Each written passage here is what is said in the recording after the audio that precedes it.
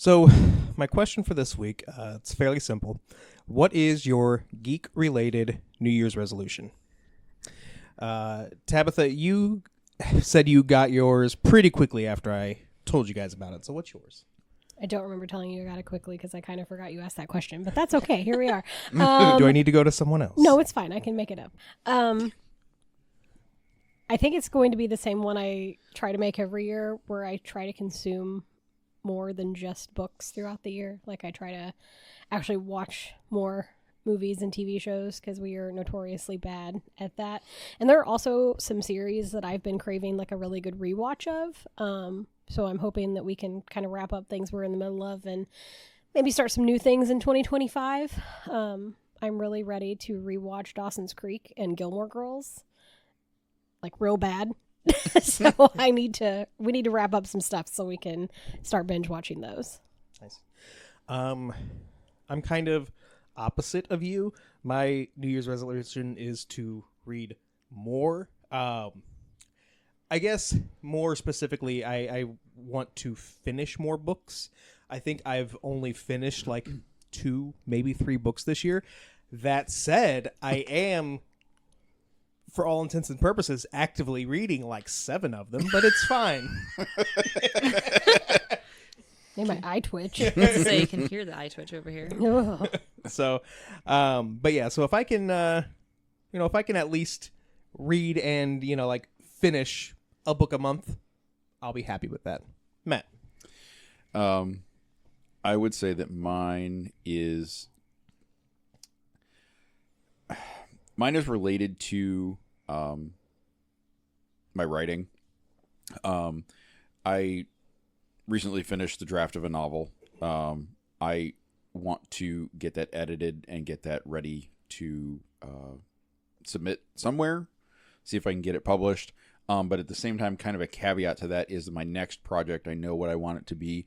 So I want to focus some of my media consumption, whether it's TV shows, books, comic books, whatever, in the same genre, so that I feel like I'm better prepared to write that story. Nice. Person I'm saving last, she hasn't been here for a couple weeks. Most recently, she kind of had a good reason for it. Lydia. Yeah, having a kid kind of, exempts you from coming to the podcast. But only for 1 week. We have a very awful maternity leave here.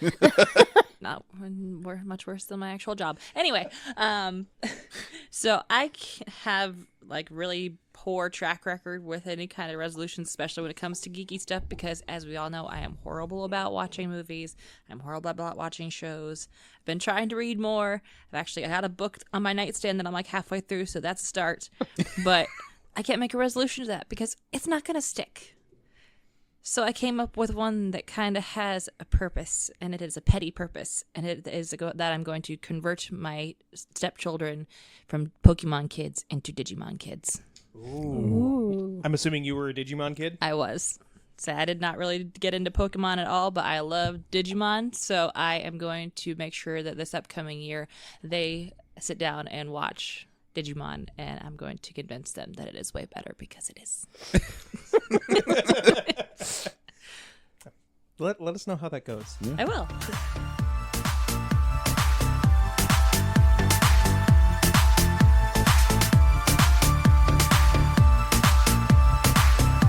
You're listening to The Geek Awakens with Mitch, Matt, Tabitha, And Lydia.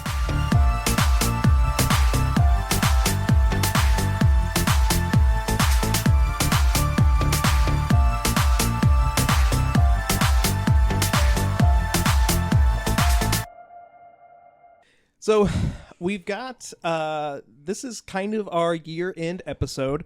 You are still going to hear, for sure, 2, maybe 3 episodes, depending on when all these get released. We still have a Guilty Pleasure Dumpster file. Let me try that again. We also have a Guilty Pleasure Dumpster Fire that you'll hear. As well as a Comic Sans Drinks. Matt, you cannot leave tonight until we lock down what we're reading. I thought we Did we? I thought we did. Did we for sure go with Klaus? Yes, I thought Okay. so. Okay, cool. Okay. Okay, bye. I can leave now. My bad. So you'll get that. And then also, so the weekend before we recorded this, so by the time you hear, a couple weeks, Not Seth and I went to Chicago TARDIS. Got to talk to some really cool people, so you're going to hear all those interviews as well. So, but before we get into all that, now is our time to reflect on the year that was 2024. We're going to talk about our favorite things, our least favorite things, what surprised us the most this year, and then also looking forward to 2025. And it really bugs me that next year is 2025. Like, 2025 doesn't sound like a real year. It sounds like something that should have been like way far in the future, and like now it's here. And what? I mean, that's like that meme that shows up every once in a while of like sci-fi movies and what year they take place. Mm-hmm. And it's like, you are here. And it's very disheartening when you see that every time. Yeah. Also, you guys know that, well, you do, because it was a rendition of that was the theme song to Cleopatra 2525. But, you know, the year in the year 2525, yeah, like that song is going to be stuck in my head all year. And I guarantee at some point I'm going to accidentally say 2525. It's fine. Before we do all that, though, let's open up the pull list. What's on our pull list this week? First book that we're going to talk about is Demons Rise and Grind. It's out now from Silver Sprocket by Hyena Hell. So, Bug and Grog are living the easy life as pit demons in Hell, until Grog gets noticed and gets promoted to Hell's, quote, upstairs office. How will these two adjust to their new lives? Rise and Grind is the fourth graphic novel in the Demon series, but it can be read either in order or by itself, which was very nice because going into this, I did not know that it was volume 4. And, you know, and I don't remember if I said this earlier or not. I didn't finish this. I got a good enough chunk read to where I feel comfortable talking about it. But yeah, but like, I didn't at any point be like, who are these people? I didn't feel like I missed anything. Yeah. What I've read so far, this book is bizarre, but like in a really, really fun way. I do really like these characters, Bug and Grog. From where I'm reading so far, kind of seems like they've got a bit of a history. I am interested to also see what that history is. But I do love the idea of this upper hell being a just an office. And then, like, without giving too many, you know, spoilers away, the first, 5 pages with the, for lack of a better term, that Karen that's in hell. Yeah. Oh my god, that was phenomenal. So, Matt, what are your thoughts? I enjoyed this. I think my absolute favorite part of the entire thing is that there is no manager. Like the manager that he's supposed to report to does not exist. So it's the manager is not on site, so he can't actually get to him. So he's the manager, but he can't sign for things because he's just the assistant manager. He's not really the manager, but they can't find the real manager. So it's just this like, it's this hellish loop that he ends up in. Between that and the fact that he is referencing going to demon resources instead of human resources was wonderful. Really love that. It was fun. I enjoyed the two characters. Like you said, there's definitely some history between the two of them, but you don't need to know that in order to read this and enjoy it. This is going to sound bizarre, but my only gripe with this is it Bug? Is that her? Mm-hmm. Like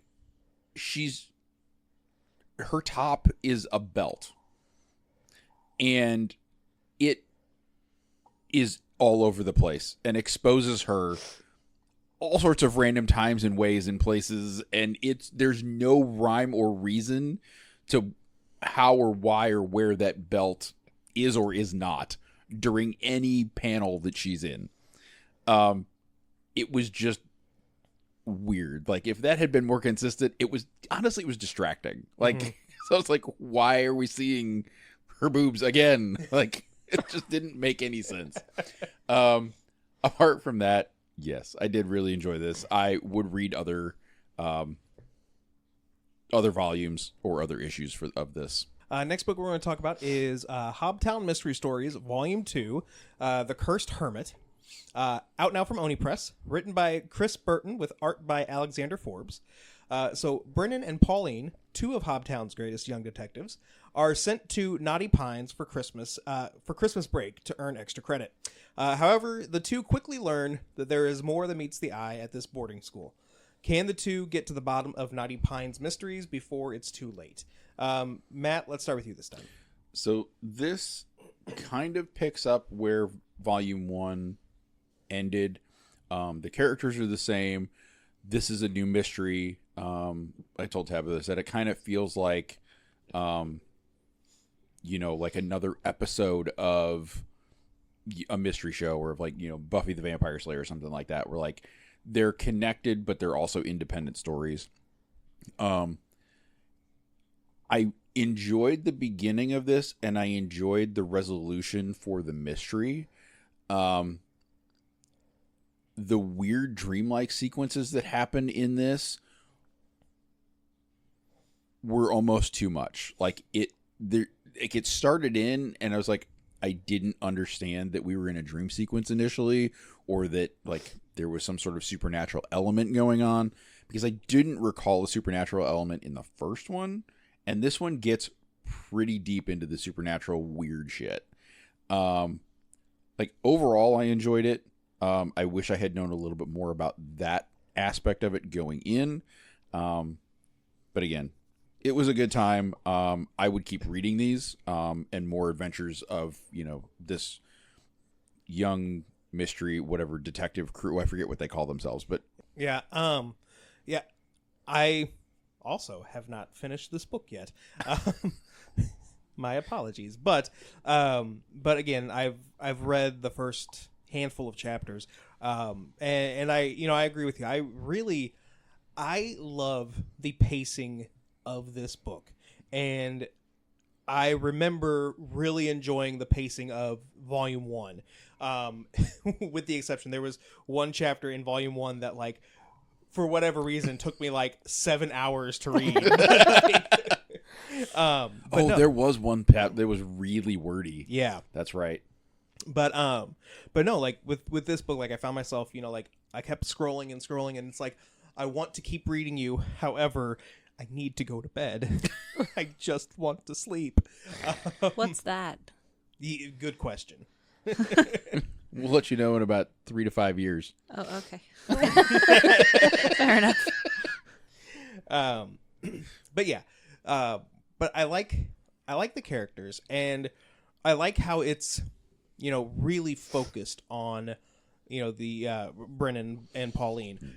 I do kind of wish that the other members of this club had other stuff to do, but at the same time, from what I've read so far, there's not really space for it.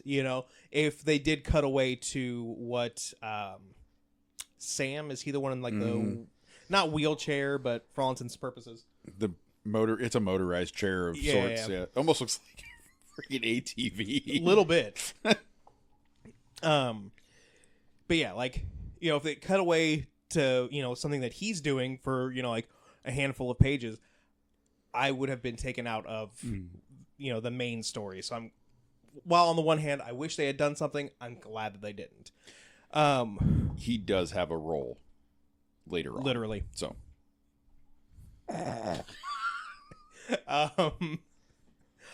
But, honestly, that also does kind of lead me to... What the hell's my bell?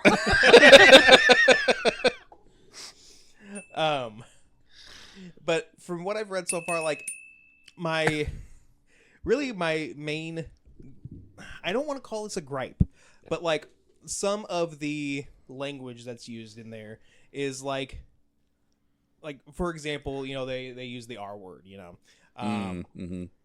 While it's not acceptable in today's standards, this book takes place in the 90s where it was very acceptable. Yeah. So it's like, on the one hand, it's like, I wish they hadn't used that, but what are you going to do?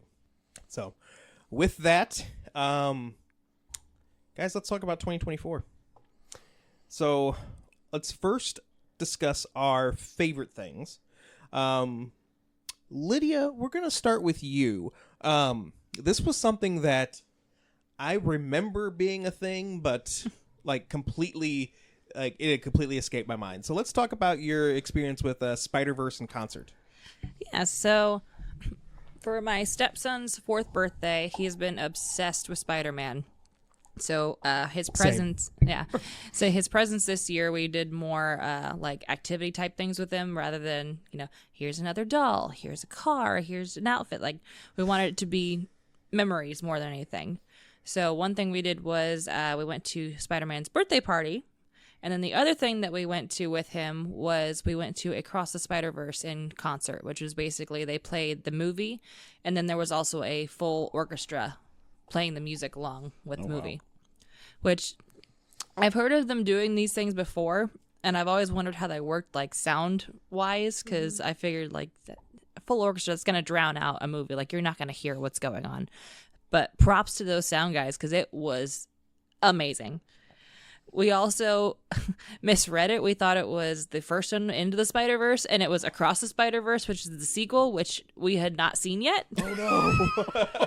So that was even cooler yet, because it's like, oh, hey, like this is a completely new experience, because we don't even know what's going to happen in this movie. He was enamored. He was just like glued to it the whole time. I was amazed because, you know, full orchestra going on. They also had a DJ on stage too for like the techno stuff, which I can only imagine how difficult that has to be. Oh yeah. I remember watching Into the Spider-Verse and liking it okay, but this one I really liked. And then we got in the car and I started researching because there's going to be another one apparently at some point, and it's like not even really in production. Like they're saying like maybe 2027, maybe. And I'm just like, that sucks. Thanks. Especially because it's part 2 to this one. Yeah. But just that overall experience, just him being thrilled about it and just the blend of the movie with the orchestra and everything, it was definitely a highlight from this year. Matt and Tabitha, you have the same thing, but it's from, I'm assuming, different perspectives. I want to get Matt's perspective first because you are the active participant in this. So tell us about meeting Brandon Sanderson. So at C2E2, Brandon Sanderson and his Dragonsteel booth were there. He also was on a spotlight panel, which we got to sit in on. And that whole experience revolving around Brandon Sanderson, I think, was my favorite thing from this year, because in part, you go to that panel, you listen to him do a reading from a book that hasn't come out yet and is still like, it's coming out in the next week or two. Like it's like, so we're hearing stuff that is obvious, is definitely not even published yet, which was super cool, despite not knowing the characters and the story itself. But he does that, and then he does a Q&A, and as a writer myself, to like see him process things and questions and how to answer them and know like things about the world that people are asking that maybe aren't even on paper was absolutely incredible. I did cosplay as him during the book signing. And he announced at the beginning of the book signing, as he's walking down this row of people just signing your open books, that if you would cosplayed as one of the characters of his books, then you got a special pin. And he gets to me and I'm like, well, but what if you cosplay as you? And he kind of looks at me and realizes that I'm dressed just like him. I have a sport coat, a t-shirt, and jeans on. And he's like, basically like, it was kind of taking the cheap way out, but he's like, I'll give you credit for it. So I got the extra pin, which was fun. Just like the little bit of recognition there was fun. it was just a fun, cool experience. Something that I hope size-wise, C2E2 is able to recreate with another author of that scale. Tabitha, did you miss anything? Not really. So you kind of took mine, but you also kind of did not. So my favorite part of the whole Brandon Sanderson event at C2E2 was definitely the panel. I think I posted on Instagram like right after. Like I've always said that like I'm not susceptible to being like lured into a cult by any stretch of the imagination. Like if Brandon Sanderson ever started a cult, I'd be like, okay, that sounds like a good idea. Like just to listen to him talk and the way he was talking about his characters and his books. And I've read a few more Brandon Sanderson books than you have at this point. And just to, like the way he was able to like draw from like memory, all of it. Like I've read the book, right? I've read like one book, for example. He has written like 47 books, but then he's like, oh, well, in this book on page 3, like the 4th line down. And I'm like, just absolutely mind blown. The man has to have an eidetic memory. There's no other explanation. But I think that part, and then getting to see Matt so excited to get to meet Brandon Sanderson. Like Matt was pee potty dancing like while we were waiting on him to like come down the line, like flushed and like bopping around like a little kid. It was maybe my favorite thing that's ever happened. So my favorite thing of this year was Deadpool and Wolverine. This movie, like it exceeded all of my expectations. I really, really enjoyed it. It was so funny. I was, kind of worried how Deadpool would do Disney-fied, if you will. But they knocked it out of the park. Like getting to see, even if it's not the same Wolverine that we are used to Hugh Jackman portraying, still seeing Wolverine back was awesome. I really, really enjoyed my time with that movie. However, Matt, we're going to go back to you because that same kind of thing is your least favorite thing of this year. It is, because as excited as I was for Deadpool and Wolverine, and I still do want to watch it, and I know that it's kind of one of those things that you can watch outside of the continuity of the MCU because of the plot line. What was it, Loki season 2? Mm-hmm. Like there were a few other like pretty exciting Marvel projects that were coming out this year. And they had toned it down. It wasn't quite as in your face or constant as it was in the last couple of years. They did tone it back, so you're not quite as overwhelmed.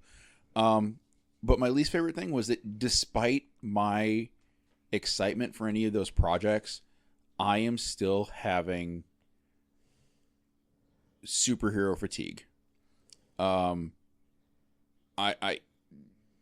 get into more of this later, but it wasn't enough to make me go back and catch up or watch the few things that were basically required to watch the couple of things that I did want to take part in this year. And that is kind of disappointing. I hope that changes, but at this point, like the fact that we're still kind of in that malaise,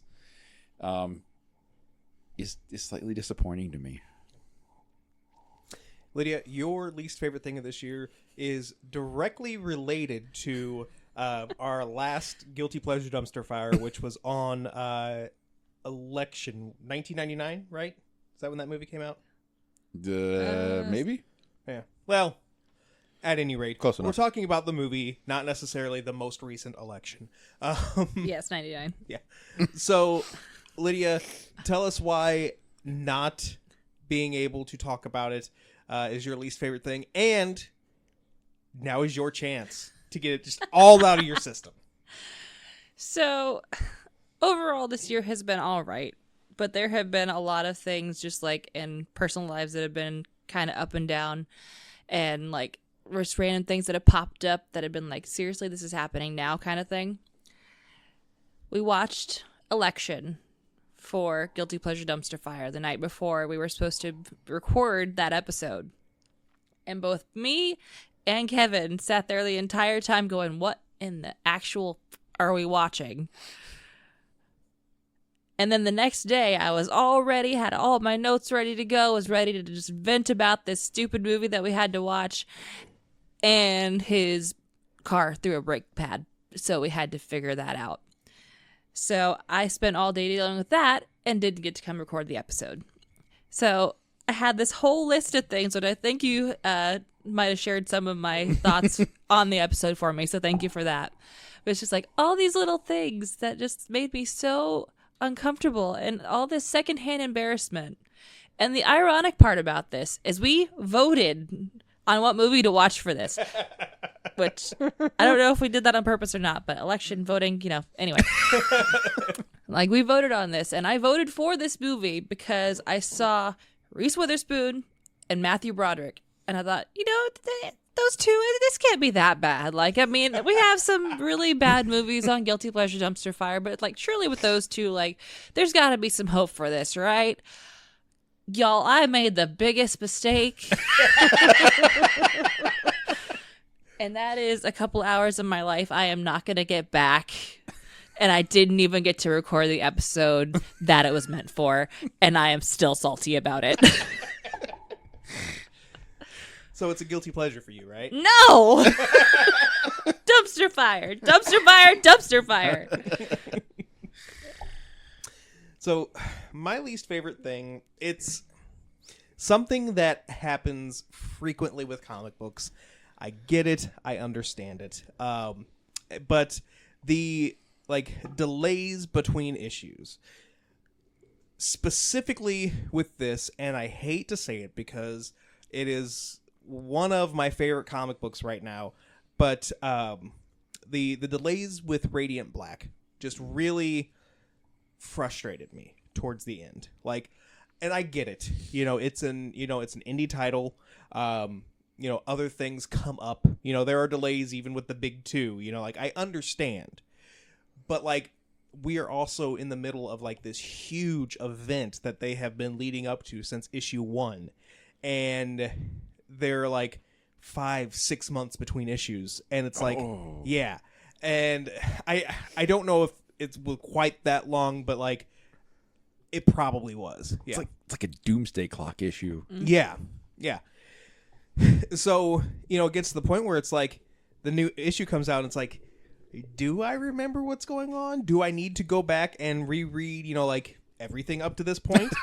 But, Callous War, it's over. It's done. To the creative team's benefit, they have recognized that was an issue. And so they've taken a long break with Radiant Black. I think it's supposed to come back in February, and at that point their goal is to have multiple issues in the can ready to go so that this issue doesn't happen again. So to their credit, they are owning up to their problem. They're fixing their problem.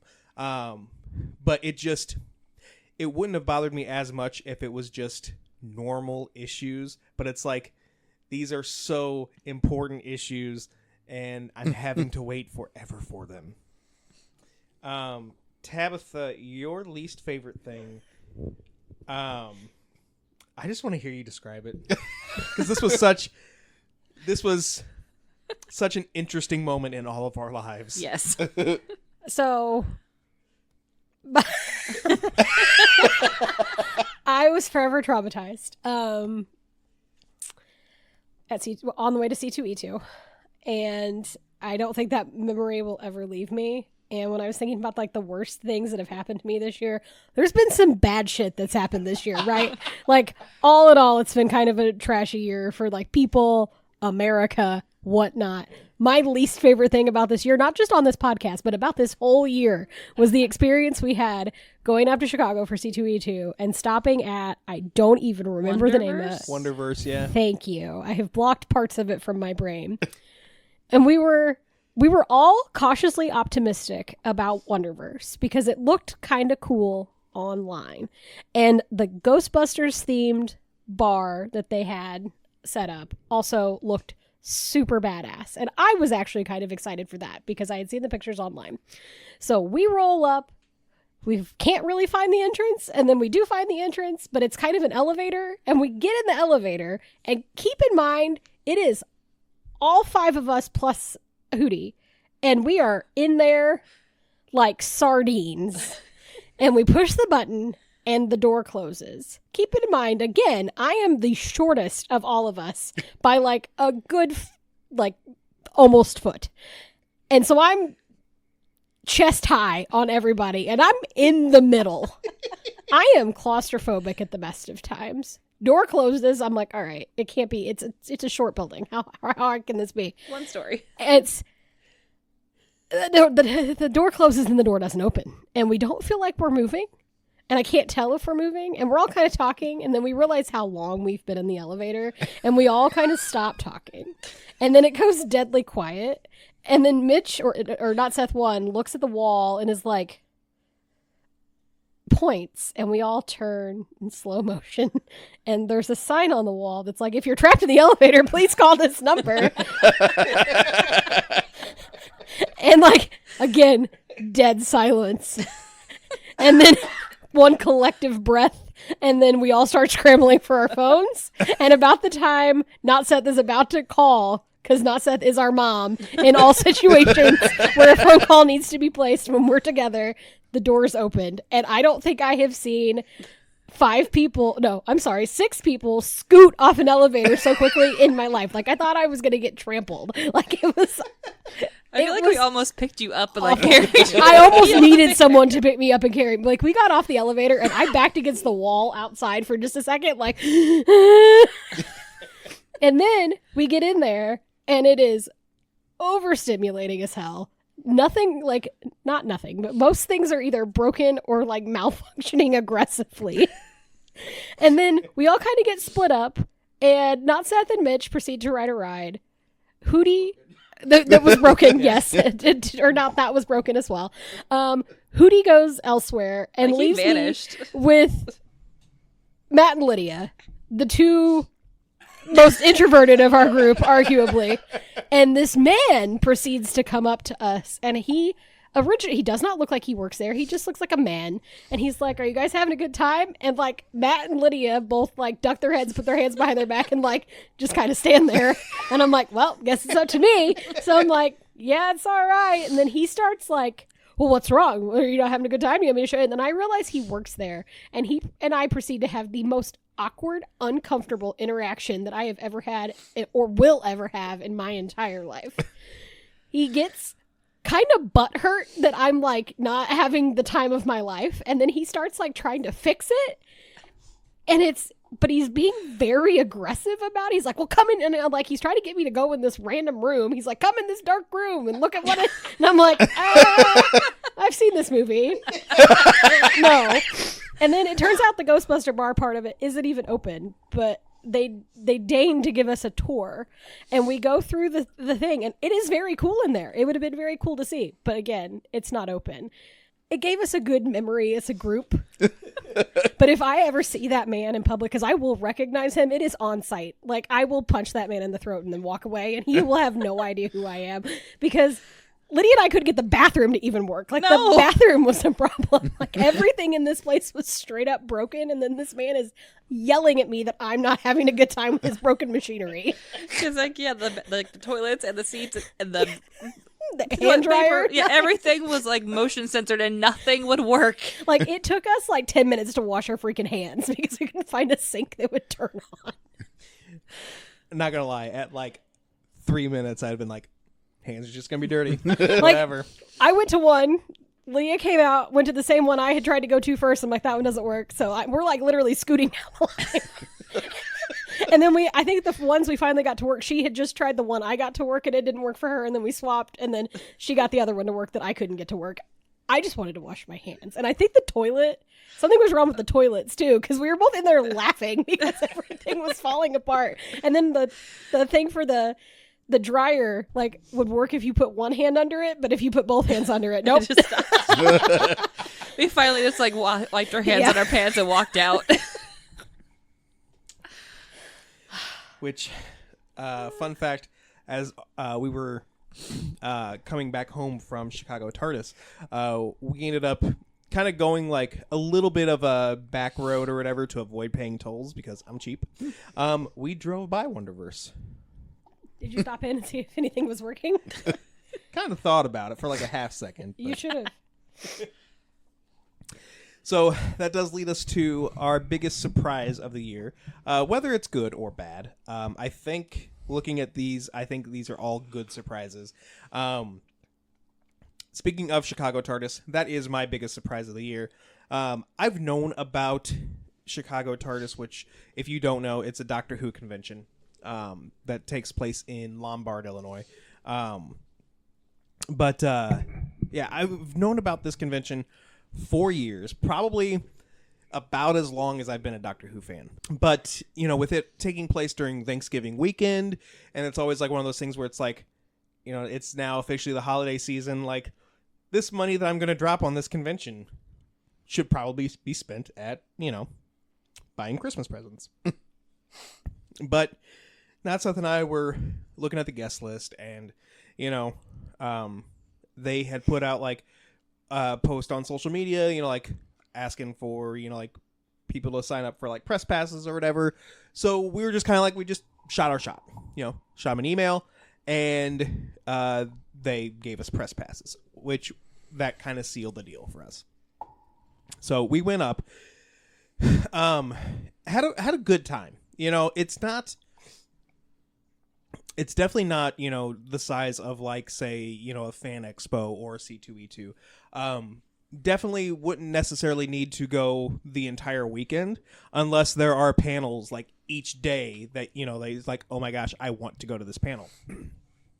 But that said, had a great time throughout the weekend. Got to have a live audio commentary with Sasha Dewan, who was 13's master, and his first episode.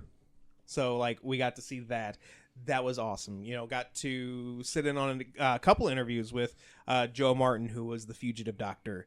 I also met Sophie Aldred, who plays Ace. She's one of Seven's companions, which, like I told her, I was like, I've only like dipped my toes in Classic Who, but she is one of... Yeah, never mind, Tabitha. I didn't say anything. But you chuckled. But I've only only really tested the waters of Classic Who. But that said, like Ace is like in my top 5 favorite companions of the entire 60 years. Ace is just such a badass. So it was really cool to get to meet her. But yeah, just like overall great time. Like I said earlier, we got some good interviews. You're gonna hear those interviews sooner rather than later, if you haven't already. And I'm also like already excited for 2025. Not 100% for sure going next year, but I would say probably at least 75%. Going for at least part of it. So, Tabitha and Lydia, you both have the same surprise. So, which honestly, had I gotten around to seeing this movie, this also might have been my surprise, but I digress. Tabitha is probably still focused on Wonderverse, so Lydia, we're gonna go to you first. So I actually have also not seen it yet because, obvious reasons, been a little busy. But my biggest surprise, I think, like geek-wise this year, has been how well received Wicked has been. Because I know, like me and Tabitha especially, were very trepidatious about this. And as a whole, musicals that get turned into movies don't typically have a good track record. Movies that get turned into musicals tend to go all right, but not in the reverse. Kind of like video game movies. So while the trailers looked beautiful, I know we had our issues with like how things sounded and kind of how things are being portrayed character-wise. And I just kind of figured like this was going to hit. All the theater nerds were going to flock to it, and everybody was going to have a cow. And that has not been the case. Like, everybody I have talked to, even if they didn't know what Wicked was before, and especially all my theater friends, which I have a lot, hi Mitch, have all had nothing but good things to say about this movie. And I'm honestly sad that I haven't gotten to see it yet because of how well received it's been. Like, I've seen people already like upset that they have to wait a whole year for the second half, and that gives me great excitement to actually sit down and watch it and see how they did with it. And not only that, that one over there gave it a 9.5 out of 10. So I mean, it's gotta be good, guys. So yeah, which leads me, Tabitha, you have seen it, and that was your rating. Why are you surprised? So from the moment they announced that it was happening, I have been nervous. And then they announced the cast, and I got progressively more nervous. And then they released a trailer, and I got even more nervous. And then we watched it, and I cried my way through the entire thing. I had the time of my life. I am one of those people who cannot wait for the second installment. I honestly would 100% go to the theater again and watch this. So Lydia, let me know when you're ready. Sounds good. There were some of the best Easter eggs in this movie, and they were not just Wicked Easter eggs. There are Return to Oz Easter eggs. There are Wizard of Oz Easter eggs. And I kept slapping Matt every time something was happening, and he was like, ah. I caught a couple of them. He was like, okay, thumbs up, you're excited. So there was so many things that were happening, and once I realized how many Easter eggs they were putting in the movie, I started looking for them, and they were so cleverly done.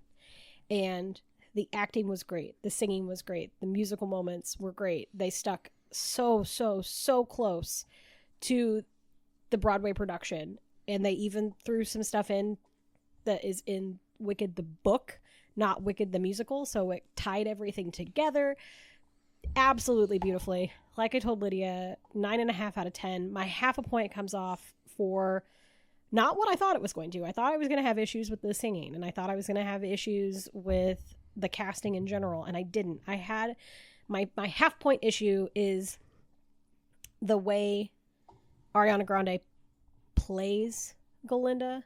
Not that she represents her poorly.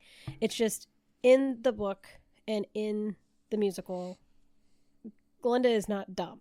Glinda is just very concerned with outward appearances. She's very concerned with the way people perceive her, but she's not inherently stupid. Ariana Grande, in this first installment at least, and I know Glinda has a lot of character growth for the second half, she played her like a valley girl. And it didn't happen all the time, but the couple of times that it did happen, it was very irritating. And it wasn't enough for me to be super upset about it, because I think she did the vocals justice. I think she did the friendship justice, and you could there's some, we'll talk later, but there's some there's some other stuff that's going on in this that I'm really interested to see how they play it later. But the cast was diverse. I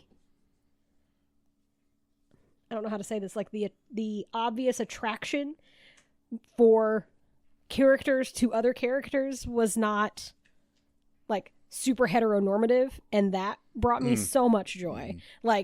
Everyone's in love with Fiyero, and I get it. It didn't matter who he was dancing next to, they were swooning. Valid if you've looked at Jonathan Bailey. But had she played this just a little less it would have been a 10 out of 10. It's probably my favorite movie I've watched all year. So with you seeing it, like we had talked, I have listened to the soundtrack more than 2 times, fewer than 500 times. Not sure exactly how many, though. Okay. So there was one trailer where we hear Cynthia Erivo's take on the note in Defying Gravity. Mm-hmm. And I think it was a collective Cringe. What is that? How is it in the film? So her entire like song repertoire, she sings. Obviously, she does not have the voice of Idina Menzel. No one does. Adele Dazeem. Yes, I'm so sorry. She does not have those pipes, but she didn't try to have those pipes. Like, she put her own spin on it, and honestly, like, what it sounded like was kind of like Jennifer Hudson and Adele Dazeem had a baby. Okay. And it's got like, there's a little bit more rhythm to it, a little bit more like soul. Yeah, like she's it's got like a gospel like undertone, and I thought it would bother me, but because she does it so well and it's so seamless, it did not bother me at all. Like I not once was pulled out of it because of that. When she's singing and she cannot hit hit that note, and she knows she can't hit that note, she kind of like brings it down and talks her way through it, and it almost feels more realistic. Like, you're not just watching a musical, you're watching a movie. Like, even though it's a part that she should be, based on the musical, like belting, she's just kind of softly saying it, and it almost made it more emotional. Like, I'm Not That Girl, like, she cannot get that high, she just can't, it's not her voice. So she's like talking to her, almost like talking to herself, and like I would cry in my face off, and I never cry at that song. And so like we got out of the theater and I was just a mess. Yeah. But it's like she dropped it down and like almost made it more passionate and less belty. I got goosebumps a couple of times in that movie with the vocals, and the only times that I had goosebumps were her parts.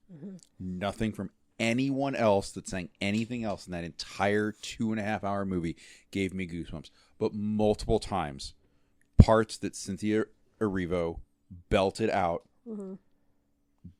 I had chills. Like, Defy Gravity, like, they break it up because like there's so much happening. Like, it's like the song is not sung like the entirety. Like, there's like other like she's flying and like there's just instrumental, and then it kind of brings it back. Like, I did that thing where you're crying so hard that you're like like hiccuping. I did that multiple times in Defying Gravity. And then I will say my only other complaint is no one should ever let Jeff Goldblum sing. But the wizard is not supposed to sound nice. He's just supposed to sound like a dude. And so they played that really well, but Jesus, it's bad. You don't disrespect Jeff Goldblum in this house. Well, Jeff Goldblum needs to learn how to sing better then. So, Matt, your surprise was a movie that I know that we had talked about a few times earlier this year, Lisa Frankenstein. Yeah, and I know that I had said Lisa Frankenstein, and I'm gonna pull, not necessarily a 180, but a left turn kind of on you. My biggest surprise, I think, was not just Lisa Frankenstein, but a couple of movies that came out this year that were not blockbusters, ones that were kind of under the radar. So Lisa Frankenstein tops that list. It was wonderful. It was fantastic. It was a great mesh of kind of a couple of different stories. It pulls on the Frankenstein story, obviously, but there's almost like a teenage rom-com vibe to it. The makeup is done so well in that movie. There's so much heart for a zombie, for a Frankenstein's monster in that movie. It's incredible. That and Late Night with the Devil was short run in theaters, ended up streaming. As a horror movie, I was worried that being kind of like a one shot, like it takes place during this one episode that they're filming. Like, they're gonna, like, the plot's gonna feel stretched out. It was fantastic. It was engrossing. Kind of creepy, not super scary, but again, just wonderful. And then the other one is, that we had talked about it. We'd watch the trailer, Woman of the Hour. Also kind of disturbing. Don't know that I'll ever watch it again. huge props to Anna Kendrick for what she did as a director, as an actress. Again, I know that we talked about, I didn't know that it was based on a true story, but like all three of those movies, in a lot of ways, flew under the radar this year when it came to theater revenue or big blockbuster type things. And all three of those movies were fantastic, incredibly well done, wonderfully shot. Would recommend any of those three to anyone to sit down, and none of them would be it would all be worth your time.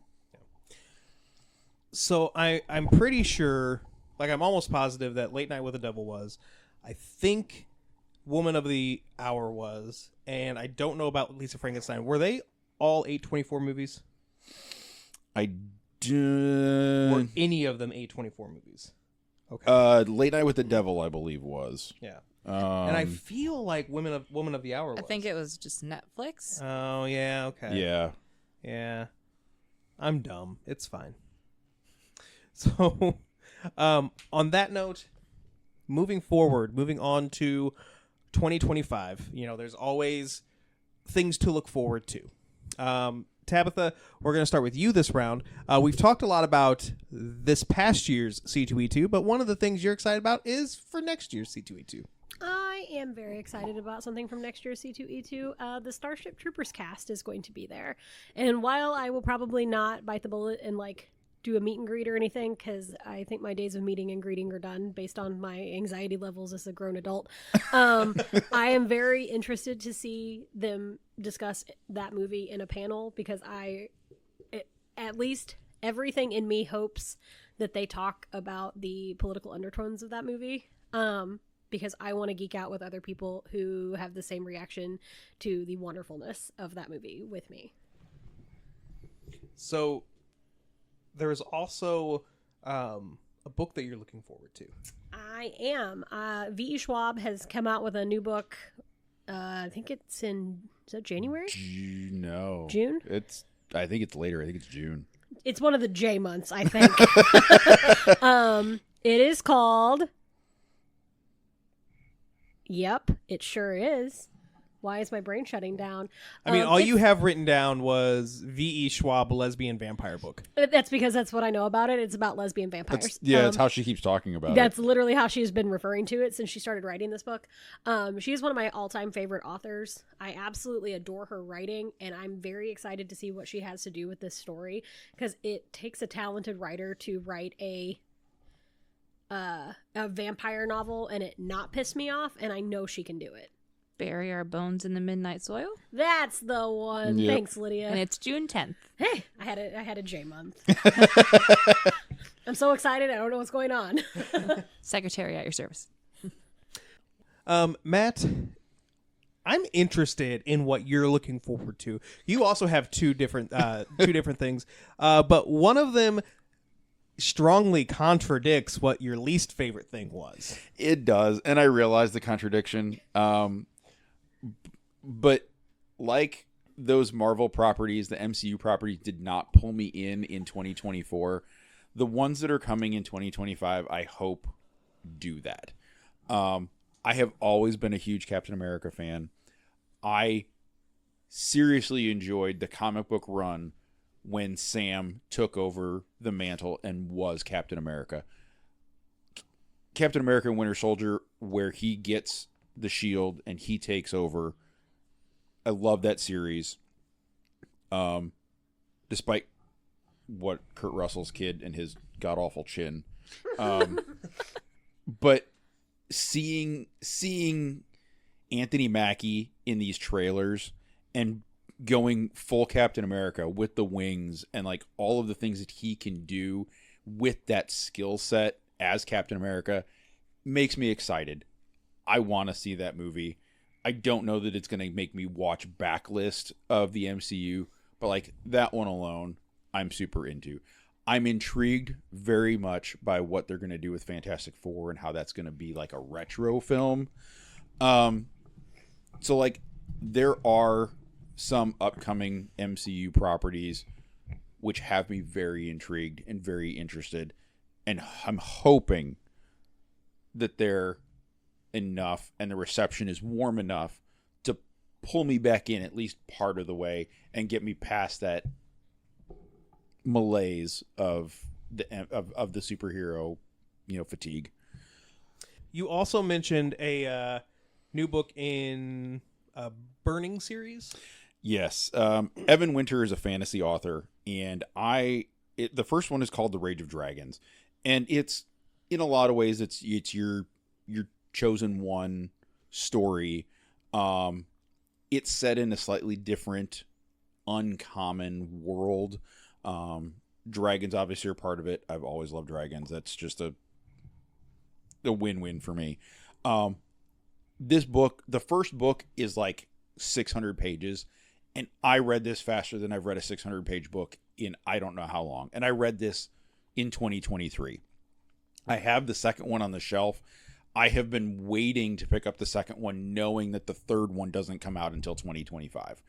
At this point, May 8th is when the new one is coming out. It's called The Lord of Demons. It's part 3, maybe the end of the trilogy. Maybe it'll be a continuation of this saga. It's going to be enough that I want this book day of, and I'm going to go back and I'm going to reread 1, I'm going to read 2, and I'm going to pick up 3 on the day that it comes out. Like, the story, the characters, everything about this was just so well done that I honestly literally have been waiting to read the second one, knowing that the third one is coming. I didn't want to do that to myself, knowing that I can't get my hands on it just yet. So, Lydia, yours isn't so much something that you're going to see, but hopefully something you're going to do. Yeah, so mine is more locally based than some of the other stuff that we've talked about tonight. So, for the last couple of years, because, babies, I have not been able to really do theater at all. So I've auditioned for a couple things, like early on in both pregnancies, didn't get cast in them. And the ones that I really wanted to be in, I was like very super pregnant, so would have been an option. So next year, they have already announced the season for the local Springfield Muni. I am ecstatic. I am super excited. My main issue with it was looking at it going, crap, I'm going to have to put down a preference order on an audition sheet for all of these things. That sucks. But I am really looking forward to trying to get back into theater, hopefully get back on stage again, because it has been too long and I miss acting and singing and dancing and all that fun stuff, and getting to, spend several weeks with some friends that I don't necessarily get to hang out with all that often because we all have lives. So here's to hopefully being in something next year. Nice. Well, as someone who has shared the stage with you and seen you on stage, yes, that needs to happen. So, for 2025, there were a lot of different things I could think of, but there was one that I immediately thought of, and then I do have a second one that I thought of while Matt was talking. The first one is, we have talked about C2E2 a lot this year, and then something that Matt had said, it made it all click. And don't ask me what it was, because I don't know. I was just gonna say, I think some of my best thoughts when I'm ignoring Matt when he's talking. That's the thing. I wasn't ignoring Matt. I wasn't. I was actively listening. I was listening, Matt. You can get a ride home from Lydia. But I don't think she'd be able to climb up into the Jeep. Sorry. I'll walk. But C2E2 this year, we're going up on my 40th birthday. Real talk, turning 40 kind of scares me, but it is very exciting to be, spending the weekend with you guys and, in Chicago, and we are absolutely going to party it up on that Thursday, maybe to the point where we don't go to C2E2 on Friday. I don't know. Oh, shit. So if we don't, you're going to give us refunds for that day of our passes, right? No. Okay. You guys can go. Maybe I won't. Okay. Yeah. Malort will be had, is all I'm going to say. Oh, Oh, God. I'll spill it, guys. Don't worry. I already got a plan in place when it comes to Mitch and Malort. Thank you for your service. But the absolute thing that I am most excited for next year is James Gunn's Superman movie. You know, like I've mentioned multiple times how I've become more and more of a Superman fan throughout the years. But everything that comes out about this movie, I get more and more excited for. Maybe by the time you listen to this, I know there's been rumors that we're going to get a trailer here before the end of the year. Maybe by the time you listen to this, the trailer has already come out. And if that's the case, I may have died from excitement. I don't know. But I cannot wait for this movie. I don't think I've seen anything from James Gunn that I didn't like. So I'm very, very, very high hopes. All right, before we end this, I did find a weird story because we have to end every episode with a weird story. I did find one for the other episode too. So this first one, fans of KFC in Spain are able to get their hands on the fried chicken brand's version of a Tamagotchi. The Eduardochi is a drumstick-shaped keychain with a digital drumstick on the screen. Just like the famous digital pet, you can take care of it while it eats, sleeps, and yes, poops. It also will get sick, and you will have to nurse it back to health. While it retails for about $4 American, people are reselling it on eBay anywhere from like $30 to $60. Oh my god! Yeah, I am so bummed that this is not in America. I saw this the other day, and my first thought was, if it's a drumstick already, it's too late. It's dead. What does a fried chicken leg's poop look like? Grease. That chicken leg needs more fiber. Yeah, I was thinking those little crumblies that end up in the bottom of the like bag. burnt ones. Yeah. I will never look at those the same. It's just chicken poop. You're welcome. Oh god, you can anthropomorphize a lot of things, but there's something counterintuitive about a chicken leg because it was a chicken. I mean, it can walk, but it's only one. Yeah, so It can hop. Jinx. Oh my god. So, But then it would be IHOP, not KFC. If Mitch would have made that joke, I would have rung a bell. But that was clever. There's your chicken and waffles. oh yes. Or I was gonna say this is technically the last episode, but technically the guilty pleasure will be the last episode. This is true. So why don't we hold off Okay. the shame bell tally for I don't know, like 45 minutes from now. So on that note, we should stop this episode so that we can record another episode. So everybody, say bye. Chicken leg.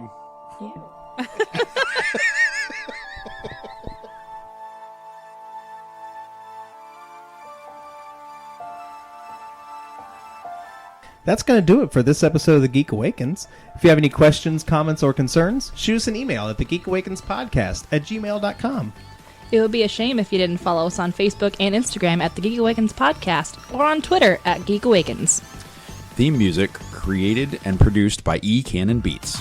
Our logo was designed by Shay McCain. Thanks for listening. We'll catch you next time. We're boldly gone.